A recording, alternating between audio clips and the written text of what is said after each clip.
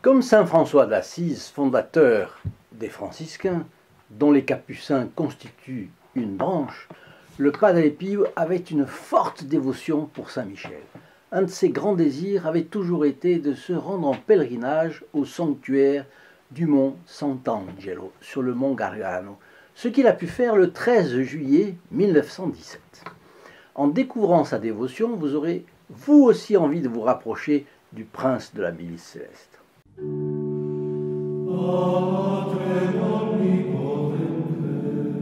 Chers amis fidèles du Padre Pio, bonjour, mon nom est Jean Goyard et vous assistez au programme sur les pas du Padre Pio. Aujourd'hui, nous allons jeter un regard sur un épisode des rapports entre le Padre Pio et Saint Michel Archange. Vous écoutez cette chaîne pour la première fois, notre objectif ici est de répandre à grande échelle la vie foisonnante de miracles de Saint Pio de Pietrelcina. La mission de ce grand moine capucin, donné par Jean-Paul II comme modèle aux prêtres de notre époque, est d'arracher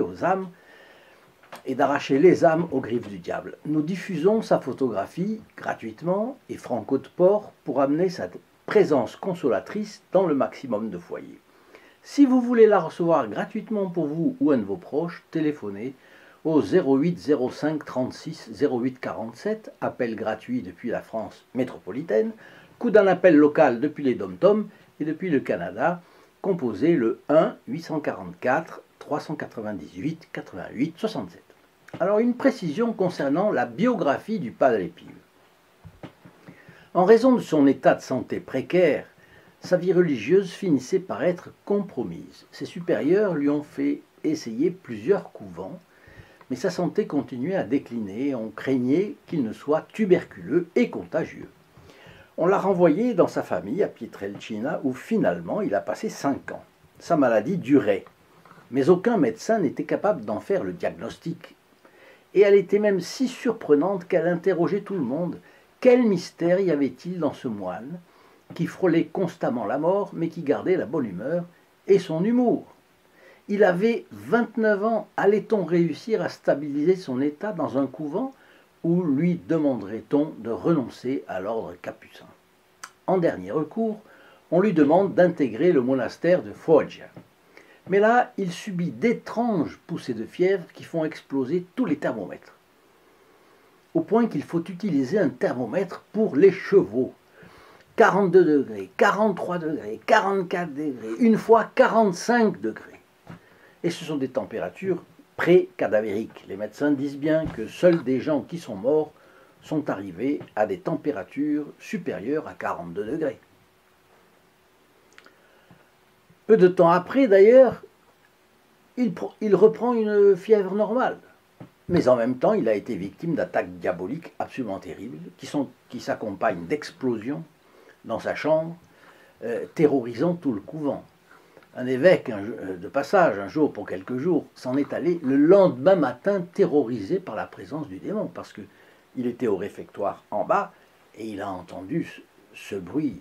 C'était impossible qu'un moine provoque ce bruit. Si ce n'était pas un homme qui provoque ce bruit, c'était un démon. Alors un de ses supérieurs l'invite à San Giovanni Rotondo, qui est à 30 km de Foggia. Ce petit village à 600 mètres d'altitude, surplombant le promontoire du mont Gargano, va-t-il aider le Padre Pio à mieux respirer? Aux bonnes saisons, il offre un climat bien moins chaud et humide, et surtout de l'air frais. Et comme la santé de notre bon capucin s'améliore tout de suite, eh bien, il s'y fixe, le 4 septembre 1916. Et il y restera 52 ans. À travers monts et vallées, vous voyez que la Providence l'y a donc conduit. Bon, mais étant près du mont Gargano, où Saint Michel est apparu 3 fois au Moyen-Âge, et où son père, Saint François d'Assise, est venu en pèlerinage, le Padre Pio voulait se rendre au sanctuaire du mont Sant'Angelo. D'ailleurs, vous vous rappelez que tout jeune encore, il reçut la grâce de fréquentes visions de notre bienheureuse Vierge et maîtresse, Marie, et voyait avec ses yeux de chair son ange gardien. Il vénérait donc tout particulièrement le prince des milices célestes, Saint Michel. En plus de s'alimenter toujours de quantités minimes, il faisait chaque année un jeûne pour se préparer à la fête de l'Archange. le 29 septembre, comme vous savez. Il a déjà éprouvé à plusieurs reprises la protection de l'archange Saint-Michel dans ses luttes contre Satan à Pietrelcina et au couvent Sainte-Anne à Foggia. Plus tard, aux personnes qui s'adresseront à lui, le Padre Pio parlera de la puissance de Saint-Michel pour vaincre les tentations. Alors le 13 juillet 1917, le Padre Pio peut enfin se rendre en pèlerinage à la grotte du mont Gargano. Alors vous voyez là une photographie du sanctuaire vue de l'extérieur. Notre bon capucin avait ardemment désiré faire le même pèlerinage que saint François d'Assise, qui s'y était rendu 7 siècles auparavant. Il fait part de son souhait à son supérieur, le père Paolino de Casacalenda, qui, lorsque les séminaristes ont terminé leurs examens, organise un voyage au mont Sant'Angelo en l'honneur du patron de la province religieuse capucine de Foggia. Alors, on comprend que Saint-Michel est le patron de la province capucine de Foggia, c'est un très bon prétexte. En réalité, c'est pour récompenser les séminaristes et pour faire plaisir au Padre Pio. La délégation est donc composée de notre capucin, des 14 séminaristes de l'Institut séraphique de San Giovanni Rotondo, et puis 3 laïcs, Nicola Perotti, Vicente Ghisolfi et Raquelina Russo, qui est une fille spirituelle du Padre Pio. Donc les laïcs vont peut-être prendre en compte les aspects matériels du pèlerinage. Mais c'est intéressant parce que ce sont trois témoins de l'affaire. Parce que vous allez voir qu'il y a une affaire, il y a un miracle dans l'affaire. Ils quittent tous donc San Giovanni Rotondo pour le mont Sant'Angelo le jour prévu à 3 heures du matin. Le Padre Pio parcourt une bonne partie du trajet à pied. Imaginez qu'il a les stigmates. Pas visible à ce moment-là, mais il a quand même une santé très faible. Mais à cause de sa faible santé, justement, il est obligé de continuer en charrette. Et tandis que le soleil se lève, il fait quelques pas pour se dégorer les jambes et puis reprend la récitation du rosaire entrecoupé de cantiques en l'honneur de Notre-Dame et de Saint-Michel. Vous allez voir que des miracles peuvent arriver sous l'action d'un ange. Auparavant, je fais une brève parenthèse pour remercier un groupe d'amis spécial. J'ai signalé que la chaîne Sur les pas du Padre Pio diffuse gratuitement les photographies de notre Saint Capucin et bientôt aussi, d'ici quelques jours peut-être, un recueil extrêmement utile de conseils du Padre Pio pour la confession. Mais ce n'est pas gratuit pour tout le monde, chacun s'en doutait bien. Ce sont les membres du groupe des protégés du Padre Pio ou des fidèles de notre chaîne qui le rendent possible, de même que la production de ces vidéos d'ailleurs. Qu'ils soient ici chaleureusement remerciés de la part de tous ceux qui ont bénéficié de leurs gestes militants. Pour mieux les connaître, je vous invite à cliquer sur le lien affiché ici dessous la description www.st-padre-pio.fr et à vous laisser guider. Vous y verrez l'apostolat qu'il réalise et les bénéfices spirituels qu'il reçoit. Plus simple encore, composez un des numéros de téléphone déjà mentionnés qui s'affiche encore sur l'écran. Notre secrétariat répondra à vos questions. Alors, il faut dire que l'Église prêche la tempérance.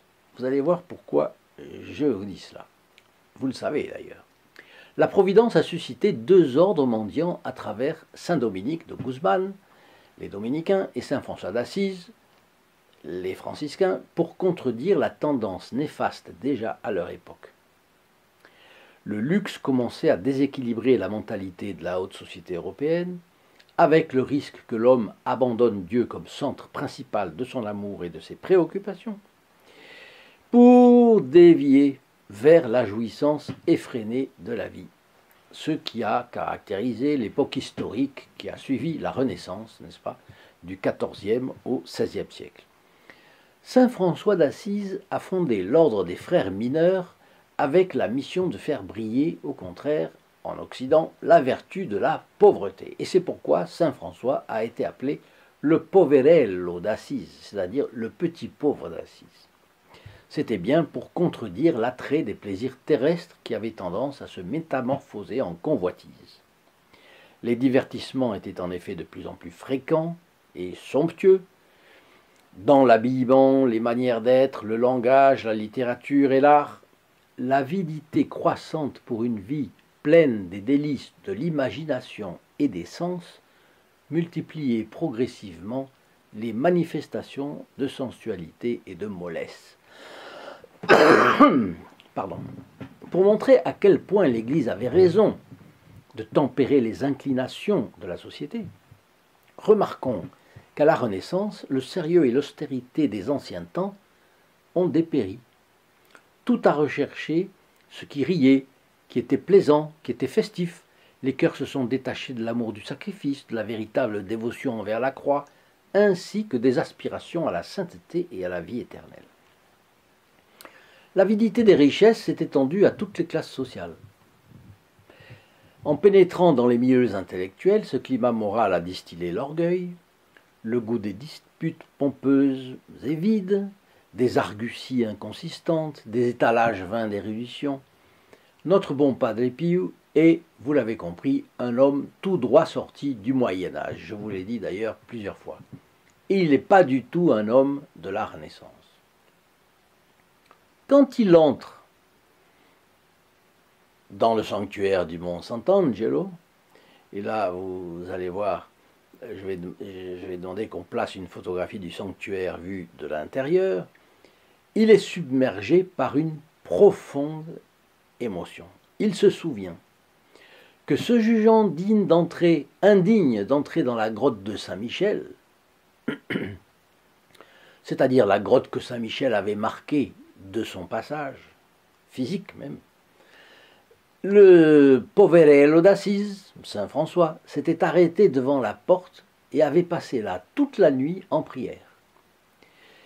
Eh bien, dans les larmes, le Padre Pio s'agenouille alors et baise le seuil de la grotte avec un respect et une humilité indicibles.